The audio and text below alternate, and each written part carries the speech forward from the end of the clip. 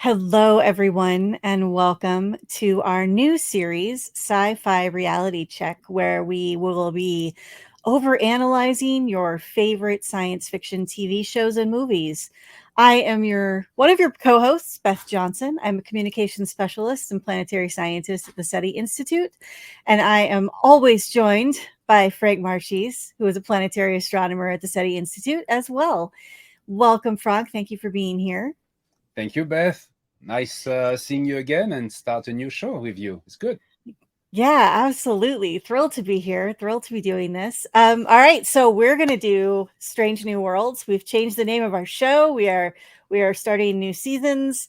And so let's kick this thing off. So it is season 2 of Strange New Worlds, and we are doing episode 1, and that is The Broken Circle.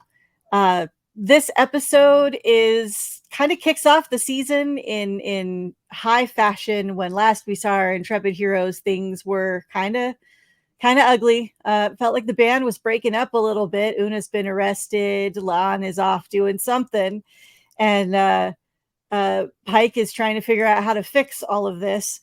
So, wow, yeah, we start this off.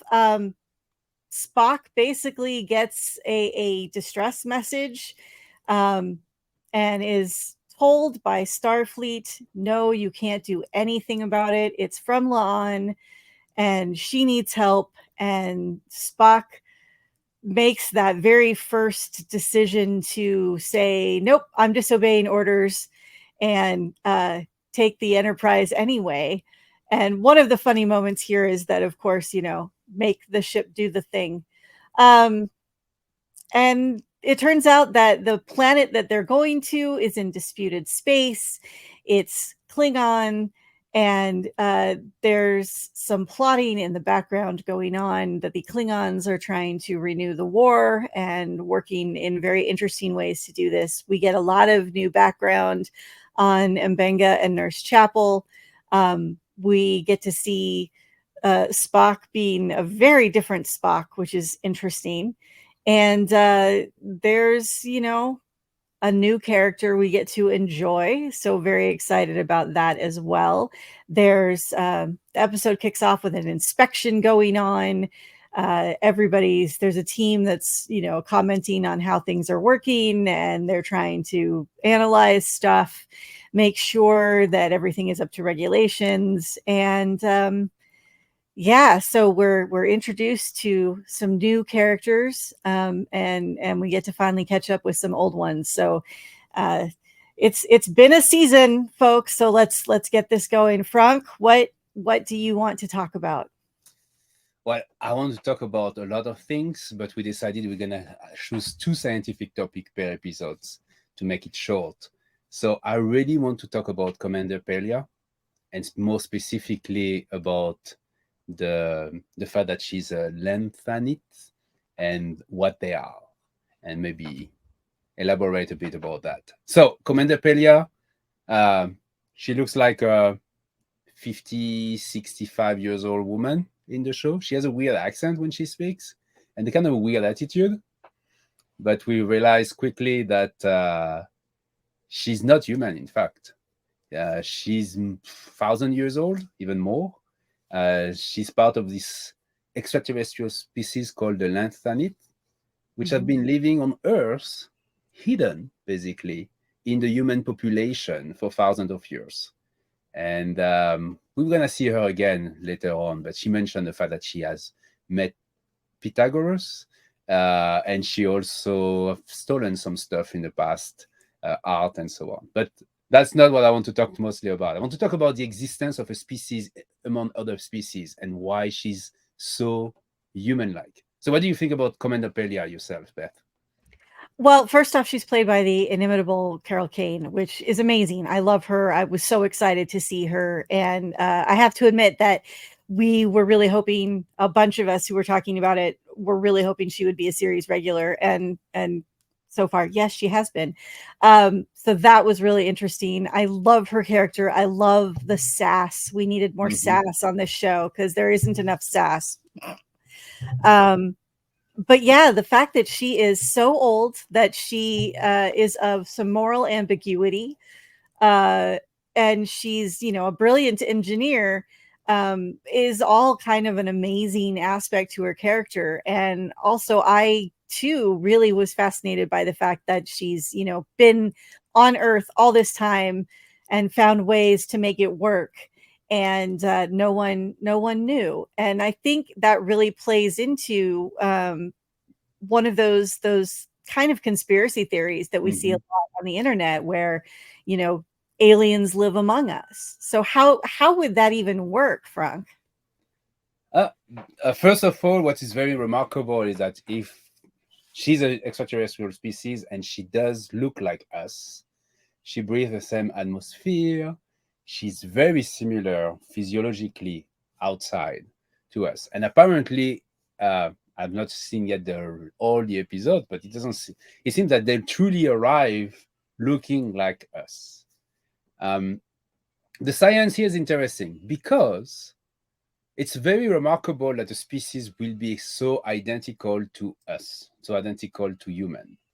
Um, I've been looking for papers about that for multiple reasons, and in fact, there is no many articles about what extraterrestrial species will look like. In 2017, we had a paper published by a researcher in Oxford in the Journal of Astrobiology, and they have been working on using what they call evolutionary theory to see how a species, what will be the biosphere of a species on a planet.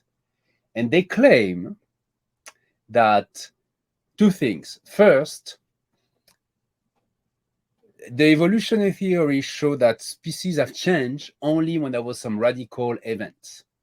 Okay, so we went from monocellular to multicellular, then multicellular to more complex species, and then more complex species to complex species that interact with each other. Mm-hmm. Okay, and then we reach the humanoid and other species, more advanced species. But what they claim is that we need to have those events to have different type of extraterrestrial being and to have more and more complex extraterrestrial being. So what I understand from that, and probably you got the same conclusion, Beth, is that if you live on a planet which is perfect in terms of environment, where you have never had gigantic asteroid impact, this climate is extremely stable over time, well, you're not very lucky. You're not going to see a lot of intelligent aliens. You will probably see only monocellular life. So that's one part. We Okay. are the results of catastrophic event. In paradise, there will be only cells. That's the way I will summarize that. Okay. Okay. Okay, Makes sense. make sense? All right. Yeah. And then they claim that evolutionary theory basically show that advanced species are part of take basically the best of the previous one. So the two legs, the motion on Earth, the breathing oxygen, etc., that we have, it's coming from the fact that we have species in the past that has been adapted to this, have reached this evolution, and we stole, not we, but evolutionary theory show that we stole the best of those to make human being technological intelligence like us, bipedal with intelligence like we have so far, hands, fingers, and so on, because they are the most adapted to the environment we are growing at the moment. That's only one paper. I would love to find more of those. And frankly, it's a very interesting idea, and I hope there will be more scientists working on this topic in the future. What do you So think? we need some more evolutionary biologists out there talking about life on other worlds. Is that what I'm Exactly. hearing? All Yes. right. Okay. So now the conspiracy part, which I kind of want to talk about, but I don't know much about that. So yeah, is there any aliens among human beings? Well, we have no proof of that, and we have not seen that yet. Okay. If they are there, they really need to look like us, because you can imagine that um, if you have an alien that doesn't look like us outside, we will recognize it quite quickly. Okay. one. Mhm. And two, if the aliens are inside different to us, you can imagine that in our modern society, one of those aliens will have an accident. I don't know, across the street without looking, on the right or Right. left, or something like this, and then end up in an hospital. And someone will find out that quickly that this is not a human, but some kind of other humanoids. Right. It'd be very difficult to hide with today's technology levels. Unless you really, I mean, you'd have to have a very hidden system for yourself that only you could access. And if she's not the only one on the planet, if she's part of an entire race of beings, then, that gets multiplicatively harder to hide. Yeah, exactly. So, in short, I'm sorry, people, but we don't have yet a proof that there is aliens living among us. I will love it, but it's not the case. I know there are quite a few people in our audience who would love it too. And again, none of us are opposed to finding and disclosing life. We would love for there to be a second genesis of life that we are completely aware of and have proof of. That would be fantastic. So, Exactly. And then I would like to talk about Kajita 4. okay, so Kajita 4 is the planet that we are quote unquote rescuing La'an from or helping her out on. What about this planet has you so captivated?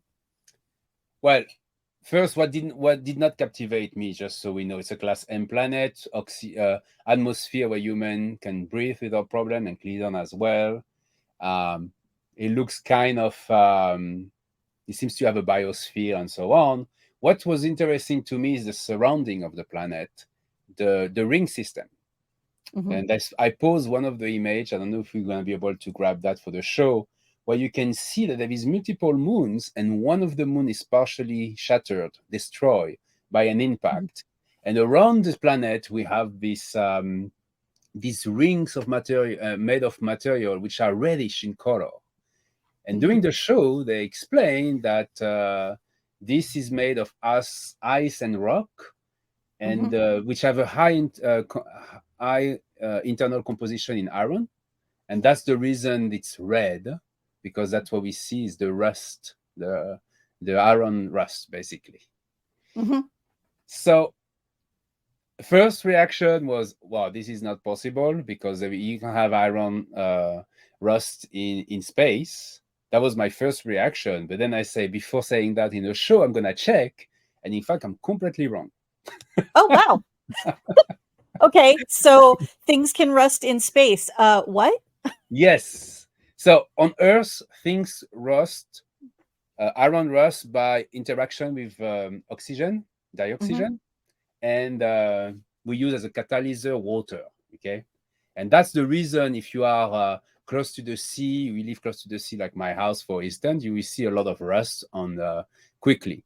because it's a reaction with the dioxygen plus as a catalyst, the water, to summarize. And this form this kind of material which is fragile and grow progressively and basically destroy the iron. And then after a Right. while, you basically lose your house if you don't pay attention to it. So in space, we have no dioxygen most of the time. We have oxygen only. And in fact, Mhm. oxygen interact more with iron in space, and the interaction is direct in this case, based on what I read in scientific paper. We don't need water. Oh. So it's only the oxygen directly attacking the iron, forming this type of rust. And this is a problem. This is a problem because you probably know we send spacecraft, and sometimes we even send stations, and those stations are made of steels. And what you need to make sure that they don't get corrupted by the existence of oxygen. And there is oxygen around our planet because our atmosphere is made partially of oxygen, and Mhm. some of even at 500-kilometer altitude, 500 kilometer, 400 kilometer for the International Space Station, you still have some remnant of the oxygen of the atmosphere, and this will basically, the single atom of oxygen will be more reactive and will destroy the iron and the steel. So the solution It's been what we use on Earth. We do a protective layers on the surface of those spacecraft to make sure that there is not this type of corrodation, the destruction of iron. So avoiding basically the destruction of the spacecraft after a long period of time. So it's a problem, and I totally thought that it was not possible in space. So the show is right. Well, so let us all once again give thanks to Dr. Aaron McDonald for introducing us to science we were unaware of in Star Trek. So I didn't know this either. So I'm very excited. Thank you. Wow, we've all learned something here today. So.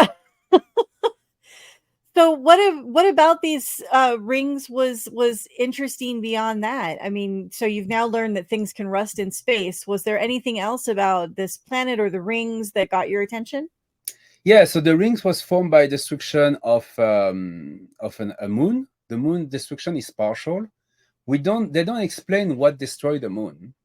So it could be an impact with an asteroid or comet passing by. But I believe, maybe I'm wrong here, and people will correct me in the comments, that this may be a secondary effect of the war. They probably doing this. They mentioned that Sagittarius 2 was basically it's in the beta quadrant. It's been kind of at the intersection of the war between the Klingon and the Federation. So it's probably some kind of partial destruction during the war that formed these rings. There seems to be extremely new in terms of because you can still see them, see the moon, and still some of the ejecta close to the moon. So it has not been scattered yet all around the planet. I may be wrong, but that's the way I understand the formation of this ring system. It's not a natural process. It's an effect, secondary effect of the war. What about you? What do you think? Did you post the images like I did, or you just enjoy the show? No, I was kind of interested. One of the things that sort of crossed my mind in sort of comparison on two fronts here, because Mars, of course, one of the reasons that it is known as the red planet is because so much of it does have high iron content. There is some oxidation going on.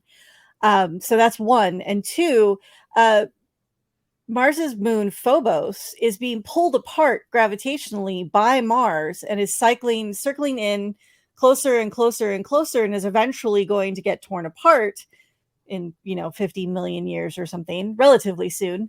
And then it will either break apart in the atmosphere and the pieces will burn up. There is an atmosphere on Mars. It's thin, it's possible, but a lot of it will probably end up on the planet. There's also the possibility that it could form a planetary ring. And so, that is a thing that I sort of thought about, was that, maybe it could be a combination of the things. Maybe, things crashing into that moon nudged it closer. We've already seen that with the DART mission, we can move objects with, by throwing things at them really high velocity. So, crash a ship into a small moon, you might actually nudge it closer, and then those tidal forces can tear it apart. So there were a couple of things I thought were possible there that, we could relate back to. So, yeah, that's a good point. I didn't think about tidal effect to destroy partially the moon. That probably what was happening. I mean, I think it could be a definite combination of things. There's a lot of ship debris too, right? I mean, that's one of the reasons that the Klingons are there, is they're collecting Starfleet technology and a very battered Starfleet ship in order to, restart the war. We've destroyed our own ship using a Starfleet technology, and that's what's going to happen. So one correction, because I watched that carefully, is not only Klingon. In fact, this is an interesting part of the story. Those are Klingon and human ex-soldiers that made an alliance to basically work together to restart the war. It's not only Right. Klingon. That's where Let's not blame the Klingon on this one only. that's true. That's fair. So it is the title of the episode is The Broken Circle, and this is the organization of humans and Klingons who don't really know what to do with themselves now that the war is over, and so are basically trying to restart the war for that reason. So yeah, that's what's going on. So there's a lot happening in this first episode, and I think the final thing that I kind of want to talk about, which is sort of not planetary science related. I want to talk about, because this season really has been about character development, and I think this episode kicks off a lot of it straight up. But I want to talk about Mbenga and Chapel and what was going on with them. So this is the first time we really see them out in the field, and they're trying to heal everybody. It doesn't matter who you are. They're living up to that expectation of do no harm. But then it becomes very clear that they are being threatened, and they take a substance that is known as Protocol 12, and it enhances them biologically. Now, neither Franck nor I are biologists, so this always gets into weird territory for the two of us. But it basically makes it so that they can fight faster and stronger. And, and it's very clear that they've used it before, or at least Mbenga has. Yeah.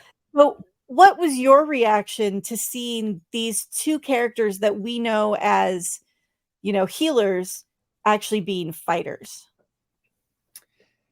Well, the reality of the war, Mbenga was part of the war, so he mentioned multiple times that he has been fighting in this war, and in fact, they've been training together. I remember there is some moment in the show we see them fighting and training. It's part of the kind of the group activity they do at work. Well, however, we could do that at SETI, by the way. One day we can just have a fighting training, boxing, something, but we will see. Yeah, it's interesting that doctors and nurses are becoming basically fighters, but in war this does happen because it's not written on your front head that you're a doctor or a nurse, and you have sometimes to fight like the rest of the soldiers. What I was thinking about when I saw the show is the type of enhancer that they're using. And it looks like science fictions, but there is work in the military research specifically to do this kind of product, to be able to develop the drugs that will disable the pain, because that's what it is. I don't know if you noticed that. It's basically they have the capability, they know how to fight, but what this drug does is that it makes them stronger, and it makes them completely insensitive to the pain. When it starts wearing off, we can see that she's starting feeling the pain when she fights, basically.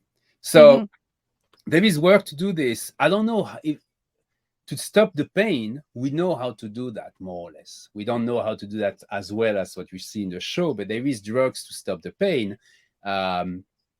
Famous one, I can remember the name right now, but there is a lot of drugs like that.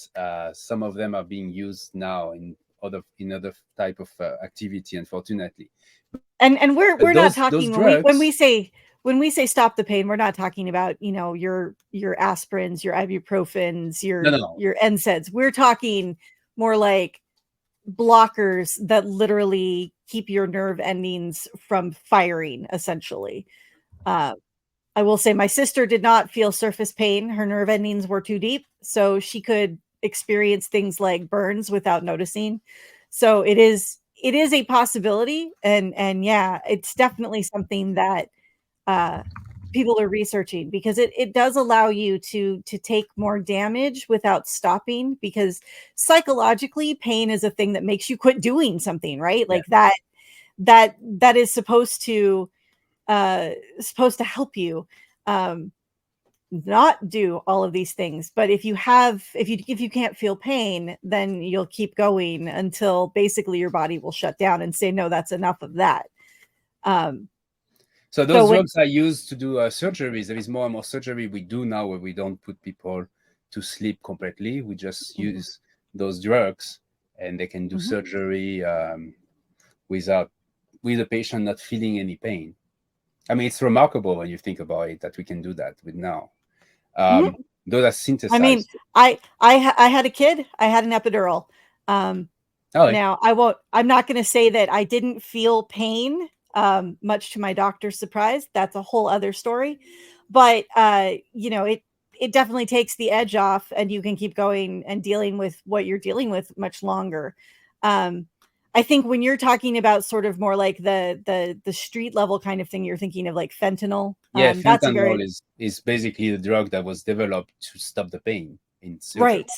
Right. Yeah. And it obviously, I mean, all of us know that it comes with side effects, and it comes with addiction, and it comes with lots of problems. So those are things that when you're talking about developing sort of these, and I'm gonna steal a phrase straight out of Marvel, when you're dealing with these super soldier serum type things, you have to deal with the fact that there are side effects and there are problems, and you're going to take a lot more damage. And when you come down off of that, you're going to be in a lot more pain than you would have had you stopped when your body first would have said, no, quit that. It hurts.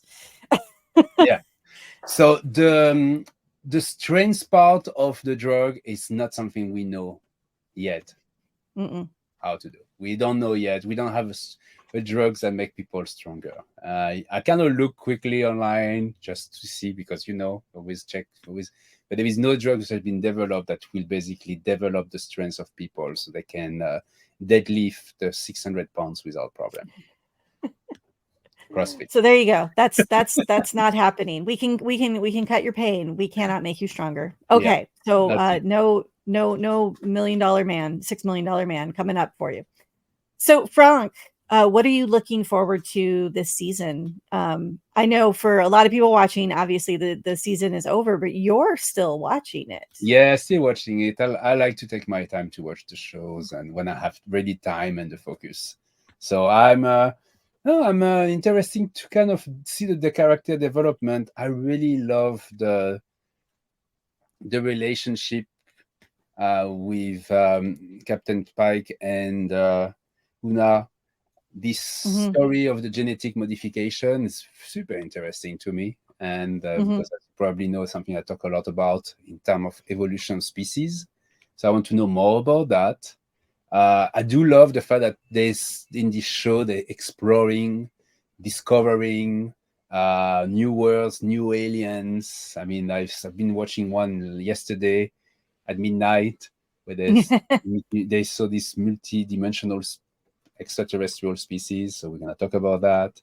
I love that part. Yes, this is really this Star Trek is kind of the hard Star Trek for me. It's like the one that connect me to Star Trek the most. But I want to ask you one question before we part. Sure. What will be your thing? What do you mean? What will be my thing?